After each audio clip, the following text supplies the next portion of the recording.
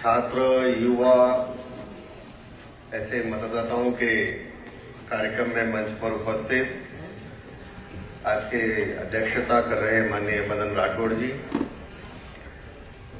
One nation one election के राजस्थान के संयोजक माननीय सुनील भार्गव जी, यहां पर उपस्थित सभी इस शहर के वरिष्ठ नागरिक, छात्र, युवा भाई और बहनों, मैं सोच रहा था कि मंच पर भी सुनील जी हैं, सामने भी एक सुनील जी है। जब हम विद्यार्थी परिषद पे काम करते थे तो कई सुनील जी इकट्ठे हो जाते थे। तो एक बार हमने गिना, एक मीटिंग के अंदर 5 सुनील थे हम। आज के इस कार्यक्रम में आकर के आप सभी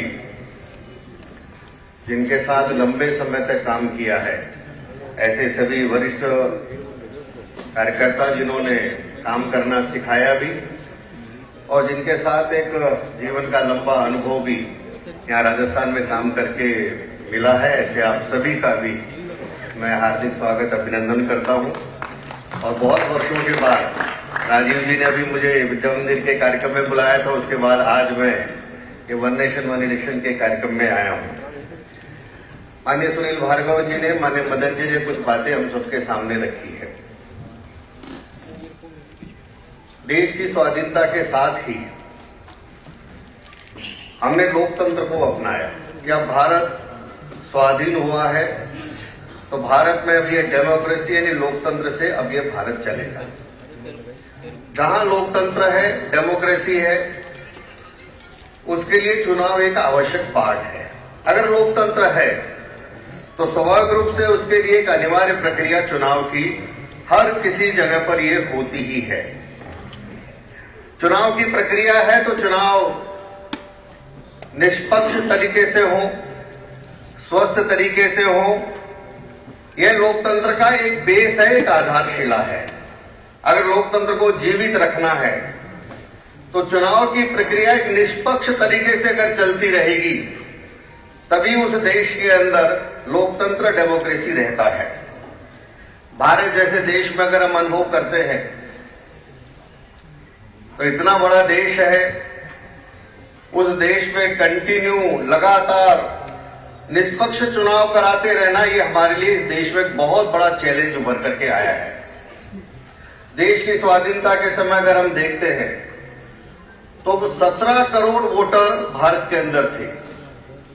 आज इस 2024 का भी जो लोकसभा का चुनाव हुआ है, इस चुनाव में 96 करोड़ वोटर भारत में है।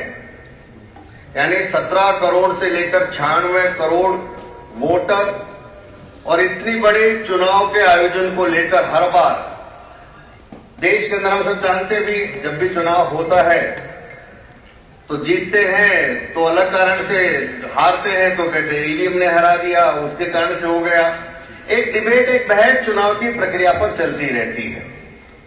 इसलिए जो भी माननीय सुनील जी ने कहा कि समय समय पर चुनाव की व्यवस्थाएं हो, चाहे कानून की व्यवस्था हो, चाहे प्रशासन की व्यवस्था हो या शिक्षा की व्यवस्था हो, देश को चलाने के लिए जिस प्रकार की व्यवस्थाओं का निर्माण हमने किया, जो व्यवस्थाएं हमने बनाई, उन सभी व्यवस्थाओं में हम समय समय पर बदलाव और सुधार करते रहे हैं।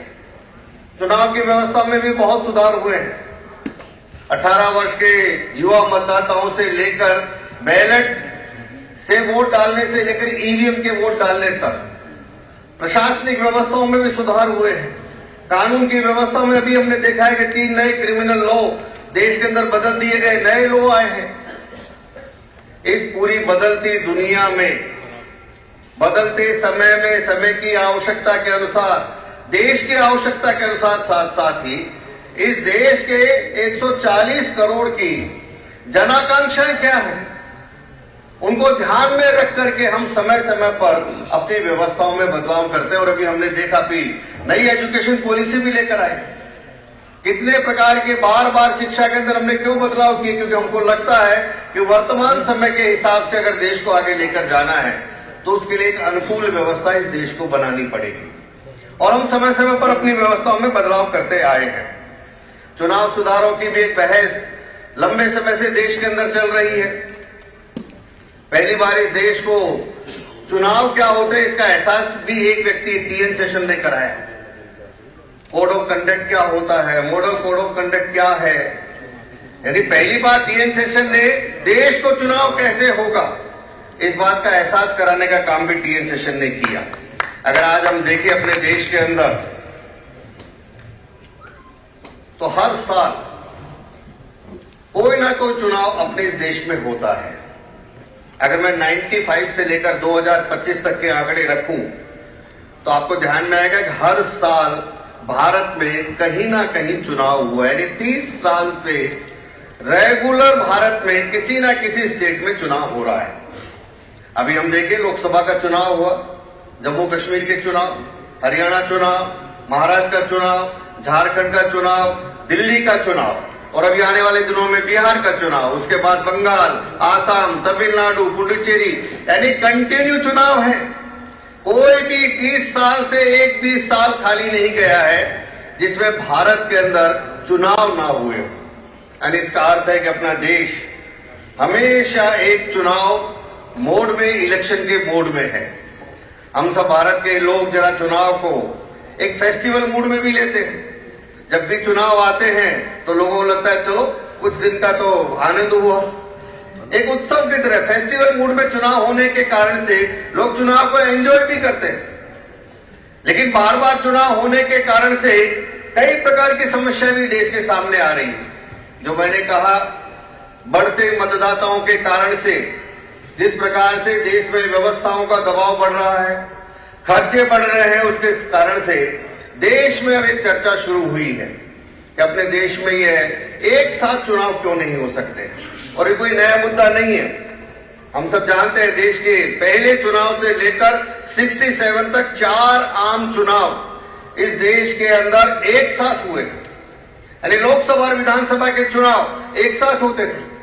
4 आम चुनाव होने के बाद 67 के बाद कुछ राज्यों की सरकारें भंग कर दी गई, बाद में लोकसभा भंग कर दी गई, फिर आपातकाल इमरजेंसी के समय लोकसभा का कार्यकाल बढ़ा देने के कारण से वहां से हमारे देश में ये पूरा सिस्टम डिस्टर्ब हुआ और उसके कारण से ये चुनाव की अलग अलग चुनाव होना, उसके कारण से ये आज की जिस विषय पर हम सब चर्चा करने के लिए आए हैं, आज वो व्यवस्था उस कारण से हमारे सबके सामने आई है।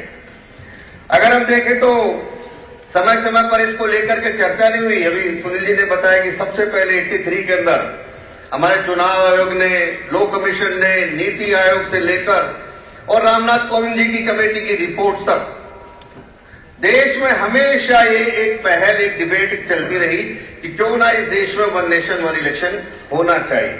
इस समिति की रिपोर्ट के बाद जैसा अभी आया, ज्वाइंट पार्लियामेंट्री कमेटी पूरे देश में जाएगी, लोगों से और चर्चा करेगी, सुझाव लेगी, उसके बाद देश में ये कब और कैसे लागू होगा वो बाद में तय होगा। लेकिन आखिर इस वन ने बार बार चुनाव होने के कारण से समस्याएं क्या आ रही?